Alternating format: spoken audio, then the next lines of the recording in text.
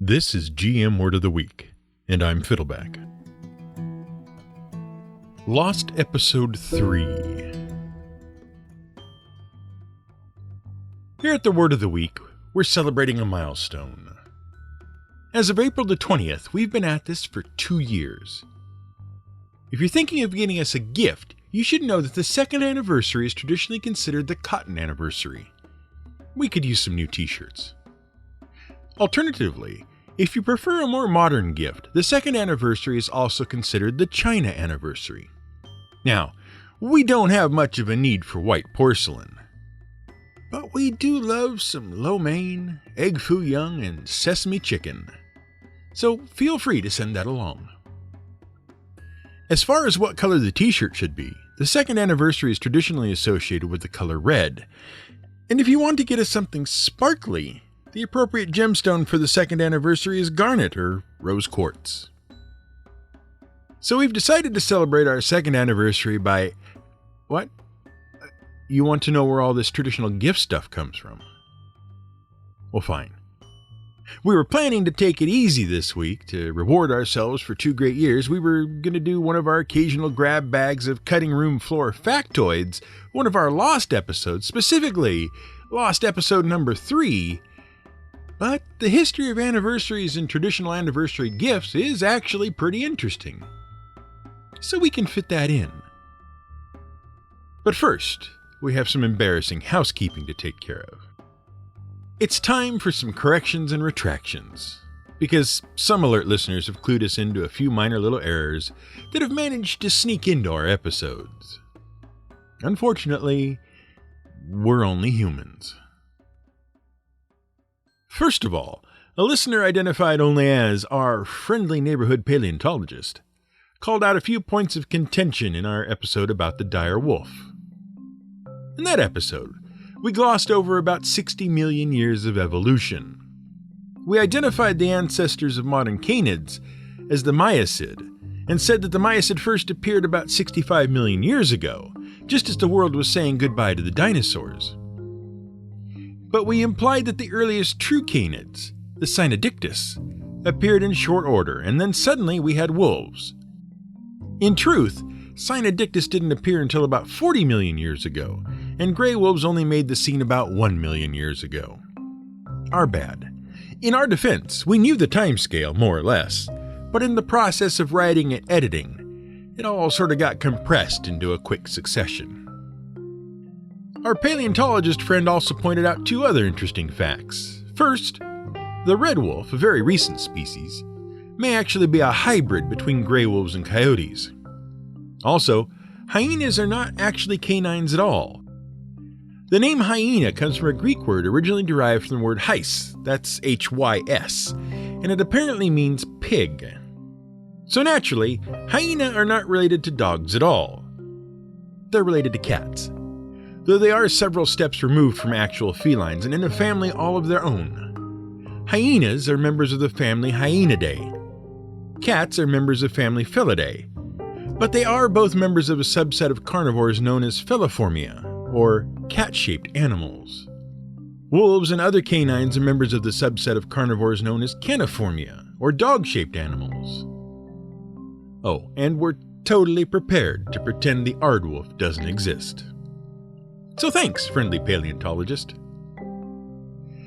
The other correction we have to make is a thankfully minor one. Several of our listeners pointed out a typo at the end of our episode about the rat. That episode naturally devolved into a history of the British monarchy and Parliament, because what else would a discussion of rats lead to? Anyway, at the very end of the episode, we discussed how a minor German noble of House Hanover ended up on the British throne. We discussed the bloodless revolution of 1688, and that occurred when the people of England asked William III, a Dutch prince of the House of Orange, to come and overthrow the unpopular King James II. William of Orange did so, along with his wife Mary II, who was awkwardly also King James II's daughter. Now, in our version, we accidentally said that William's wife was Anne. That was nothing more than a typo. In truth, Anne was Mary's sister and James's other daughter. After Mary died in 1694, William ruled alone until 1702 when he also died. The couple had no children, and Anne ascended the throne. After that, our story is correct. In 1714, Queen Anne died childless, and because most of her family were Catholic, had married Catholics, or were suspected of Catholic sympathies, the throne passed to George Hanover. Thanks to everyone who caught that little typo. We strive to deliver the most accurate information possible, so when we do make mistakes, we want to know about them. But we digress. Anniversaries. If you somehow don't know what an anniversary is the annual remembrance of a particular event. It derives from the Latin word annus, meaning year, and versus, meaning to turn. It's literally the turning of the year. Technically, birthdays are an anniversary celebration, but in the United States and many Western countries, the word anniversary also specifically refers to a wedding anniversary, in observance of which it is also traditional for the spouses to exchange gifts. And especially in the United States, there are traditional gifts to give for each wedding anniversary. Most people only know the two big milestones, the 25th silver anniversary and the 50th gold anniversary. But in the United States, since 1937, there has been a traditional gift to give for every single anniversary up to the 50th, and one to give for each 5th anniversary thereafter up to the 95th. In fact, there are 2 gifts for each anniversary. And if you check with the greeting card and gift super corporation Hallmark, they will tell you each and every one. But even though Hallmark has ensured the list remains public knowledge and has certainly profited from it, they didn't actually create the list, although they did later do a lot of research into where the original list comes from. So where did it come from? It came from the Chicago Public Library. You didn't see that one coming, did you? But it's true. In 1937, librarians at the Chicago Public Library compiled a list of traditional wedding anniversary gifts. And this was based on an earlier list by American author Emily Post. Emily Post was born Emily Price in 1872 in Baltimore, Maryland, to a wealthy architect. According to a recent biography, she was tall, pretty, spoiled, and grew up amongst the wealthy elite of Baltimore and New York. She attended a finishing school, and her life was entrenched in the customs, etiquette, and rituals of the business aristocracy. Post began her career writing newspaper articles about interior design, but moved on to writing novels and travel books. However, she became most well known for her books on etiquette. Soon thereafter, she became a radio personality and a syndicated etiquette columnist. And during this period, in 1917, she published a list of traditional gifts for spouses to exchange on milestone wedding anniversaries. In 1937, the librarians at the Chicago Public Library noted a couple of problems with the traditional list Post had compiled. First of all, it was quite out of touch with the modern era. For example, the first anniversary was designated the paper anniversary, cotton for the second. The 7th was wool, the 8th was iron, then pottery and tin and steel. In the intervening years, things like cotton and paper went from being hard to acquire signs of wealth and prosperity to relatively easy to come by. They didn't represent substantial, meaningful gifts anymore. The second problem with the traditional list was that it omitted a lot of years. After the 15th anniversary, milestone years came every 5 years. So after compiling and republishing the traditional list, they moved some things around, added some modern gift ideas, and filled in many of the blanks. The first anniversary became the clock anniversary. The second was the china anniversary. Appliances, silverware, jewelry, watches, and fur all replaced various traditional gift ideas that just weren't lavish enough for the modern age. But Emily's list wasn't just something she invented. The idea of giving gifts for wedding anniversaries, and for giving traditional gifts, dates back a long time. According to researchers at the Funk and Wagnall's Standard Dictionary of Folklore, Mythology, and Legend, many of the traditional anniversary gifts can be traced back to Germanic folklore. Indeed, the practice of anniversary gift-giving itself dates back to the Middle Ages. The tradition apparently started with the silver anniversary. In the Germanic kingdoms of Central Europe in the Middle Ages, It was traditional for a husband to present his wife with a silver wreath or garland on the 25th wedding anniversary. See, silver is one of those metals that has always been associated with mystical properties. It was thought to symbolize harmony, peace, and protection. Germanic couples also celebrated the gold anniversary. Over the years, various other gifts became traditional, often because of symbolic meanings. But the practice really exploded under the reign of Queen Victoria in the United Kingdom between 1837 and 1901. By that time, 8 anniversary milestones were being recognized. The first, every 5th one up to the 25th, and then the 50th and 75th. Interestingly, the 75th anniversary was the Diamond Anniversary. But when Queen Victoria celebrated the 60th anniversary of her ascension to the throne with a so-called Diamond Jubilee, the 60th anniversary took over as the Diamond one. The Victorian list became the basis for Emily Post's list. Emily Post's list became the basis for the Chicago Public Library list. And the Chicago Public Library list is where Hallmark gets its information today. It should be noted that, not to be outdone, another group published a list of traditional wedding anniversary gifts. The American Gem Trade Association, founded in 1981, first published their Gemstone Information Manual in 1985. While the document is primarily a set of consumer and disclosure standards for gemstone manufacturers, wholesalers, and retailers, it also includes a list of traditional gemstone gifts for milestone anniversaries. But that's enough about the history of anniversaries. After all, this is supposed to be a lost episode. We're supposed to share some of the interesting tidbits we had to cut out of previous episodes. And, as it happens, we ended up cutting a lot of content out of both our episodes about the dire wolves and our episode about rats. One of the things we left out of our episode about dire wolves is domestication. And that's a big thing to leave out. See, on the list of the most significant developments in the course of human history, domestication is pretty near the top. It's right up there with agriculture and tools. It's really that significant. Domestication refers to a biological partnership between humanity and another species, like dogs, or rather, like wolves. During the end of the last ice age, around 15,000 years ago, the tundra areas of Asia and Europe were home to massive mammals like bison and mastodons. And there were 2 hunters competing to bring down these prizes: humans and wolves. Both are remarkably similar. Both species are pack-oriented, forming social groups and recognizing members of their own pack. They are distrustful of outsiders. They are both social species, good at reading social cues from their kin, and they are protective of their young. Packs are family-based and often dominated by a strong male in partnership with a female who has secondary authority. It's the social aspects that likely led to the first partnerships between humans and wolves. It probably began when a human pack found an abandoned or orphaned wolf cub and raised it. The biological hardwiring that made the 2 species so similar allowed the wolf to thrive among the humans. Thus, the partnership was forged. And it was quite a natural partnership that benefited both species.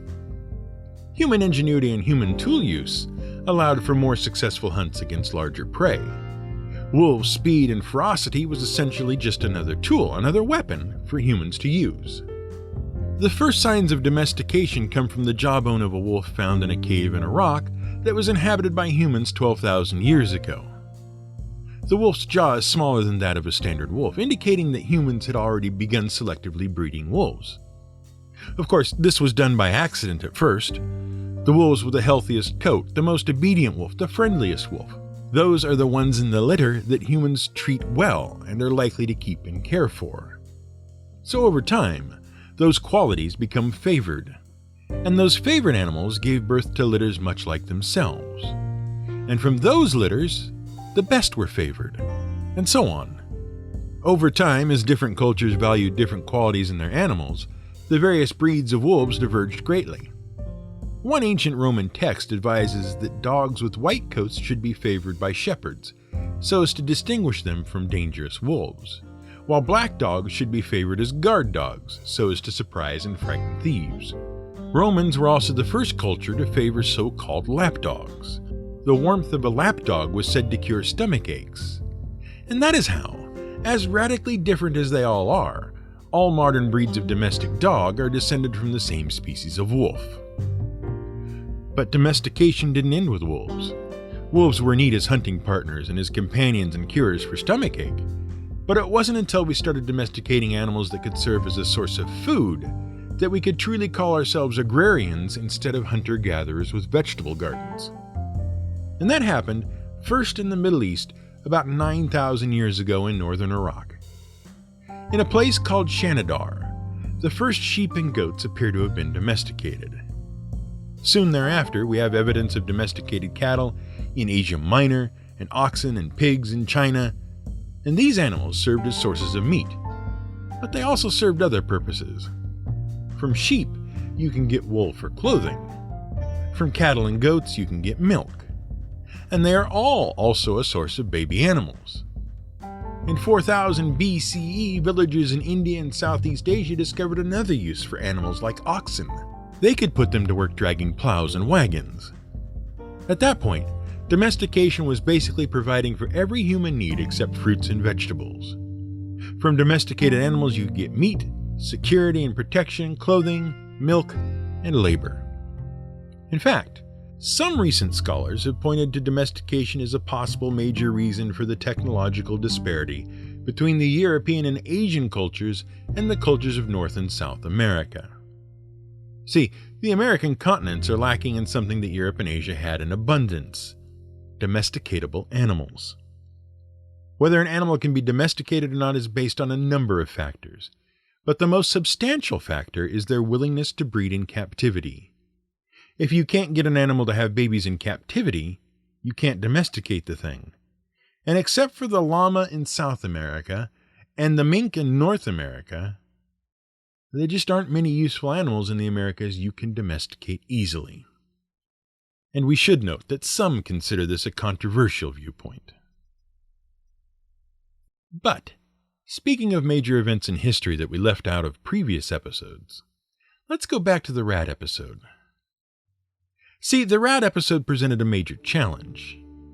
You might have noticed that a lot of the history of the British monarchy involved a lot of conflict between three major groups: the Protestants, the Catholics, and the Anglicans.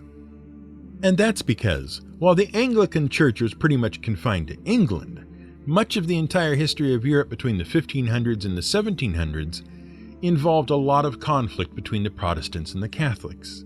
In fact, from 1618 to 1648, one of the most brutal European wars between the Catholics and the Protestants occurred: the 30 Years' War.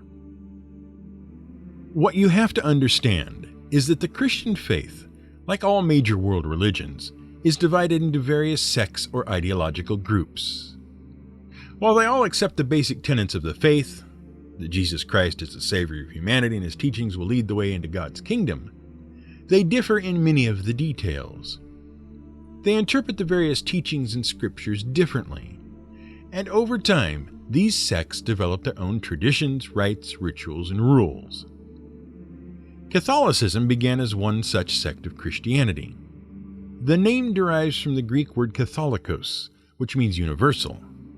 In the 11th century, tensions between two of the major sects of Christianity reached a boiling point, and in 1054 the church government split the faith in two. The Holy Roman Empire and Western Europe began following Catholic doctrine. Greece, Russia, and the Slavic lands began following the Orthodox tradition that had grown from the Byzantine Empire. And as the Holy Roman Empire gained power under feudalism and through its influence with European monarchs, the Catholic Church came to dominate Europe. Over the next 400 years, the Papal State's wealth and political influence grew, and much of that wealth and influence was derived by exchanging spiritual favors, called indulgences, for donations. The idea, which we discussed in our episode about saints, was that a sacrifice in this world could be seen as a sort of mystical time served in the hereafter. Sins could be erased if the sinner confessed and gave up something of value. So Catholicism began to favor the wealthy aristocracy, who had lots of valuable things to give up. And there was growing resentment among the faithful towards such practices. Add to that the fact that there was also a growing feeling that Catholic traditions and dogma were overshadowing Scripture, and that tradition was handed down by authoritarian priests inaccessible to the common folk, and the whole situation was basically a powder keg. A single bolt of lightning in the right place would set the whole thing off. Literally. In 1505, a young man from Saxony in the Holy Roman Empire, now a part of Germany, a young man, Martin Luther, was caught in a violent thunderstorm and survived a near miss with a bolt of lightning. He vowed that if he survived this storm, he would give up his master's study of law and devote his life to God. He survived, and he joined a monastery and became a monk. The monastery he joined was an Augustinian monastery, and it had clung to the ideals of the 4th century philosopher and theologian Augustine. Those ideals included two central tenets: that only God could bestow salvation, and that Scripture, not traditions invented by mortals, should serve as the basis for faith. Luther began speaking out against the Catholic practices and gathering a following in the German states. After Luther was excommunicated from the Catholic faith, he wrote a short treatise called The Disputation on the Power and Efficacy of Indulgences. In it, he included 95 questions and talking points regarding the failings of the Catholic Church. Legend has it that he nailed these 95 theses to the church door in Wittenberg Castle. In reality, it appears he only hung up a leaflet announcing an academic discussion of said points. Luther's writings were condemned as heresy, but the damage was done. He touched off what is now called the Protestant Reformation. This led to the foundation of Protestantism and various Protestant subsects of Christianity, including Lutheranism and Calvinism. At the time, the parts of the Holy Roman Empire that we today call Germany were divided up into hundreds upon hundreds of tiny political states that were held under the loose authority of the Austrian Habsburg family. In the 1500s and 1600s, these states became polarized between Catholicism and Protestantism. Fearing a loss of political power, Emperor Ferdinand II of the Holy Roman Empire began to curb the rights of Protestants in the Habsburg states. In 1618, revolution broke out, and the festering hostility between the Catholic and Protestant states led to war. Ferdinand called on the rulers of Catholic nations to aid him in putting down the rebellion, and it appeared that the revolution would be quashed. But then, in 1630, King Gustavus Adolphus of Sweden brought his armies into the conflict to aid the Protestant states, and the French government provided money and aid to the revolutionaries. And at this point, the conflict became war between the greatest powers in Europe: Sweden, France, Spain, and Austria, fought primarily in German lands. It was a bloody war, famous for its atrocities and loss of human life. In fact, 20% of the entire population of the German states was killed in the war. In some places, the loss of life was up to 50%, and numerous villages and towns were utterly eradicated. The lingering effects rewrote the political and religious boundaries in Europe forever after. That said, following the 30 Years' War, neither the Catholic Church nor the Holy Roman Empire enjoyed anything akin to the power and influence it had before the conflict over European politics.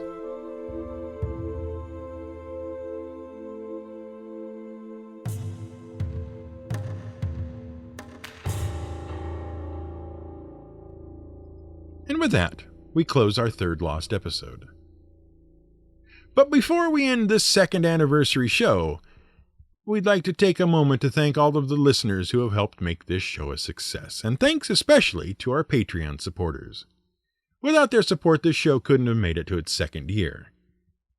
If you're not a supporter yet, please consider helping us make it to our third anniversary.